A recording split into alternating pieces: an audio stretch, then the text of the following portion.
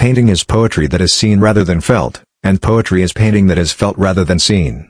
A painter should begin every canvas with a wash of black, because all things in nature are dark except where exposed by the light. I love those who can smile in trouble. One can have no smaller or greater mastery than mastery of oneself. Principles for the development of a complete mind. Study the science of art.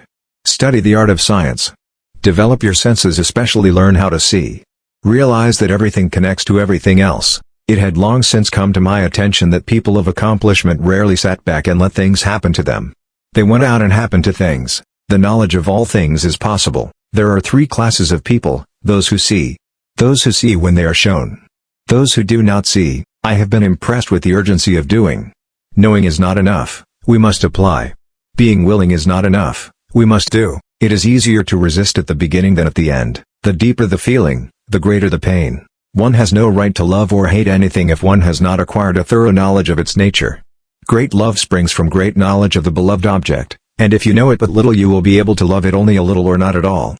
The artist sees what others only catch a glimpse of. An average human looks without seeing, listens without hearing, touches without feeling, eats without tasting, moves without physical awareness, inhales without awareness of odor or fragrance, and talks without thinking. Make your work to be in keeping with your purpose. Time stays long enough for those who use it. All sciences are vain and full of errors that are not born of experience, the mother of all knowledge. A poet knows he has achieved perfection not when there is nothing left to add, but when there is nothing left to take away. Learning is the only thing the mind never exhausts, never fears, and never regrets. He who loves practice without theory is like the sailor who boards ship without a rudder and compass and never knows where he may cast.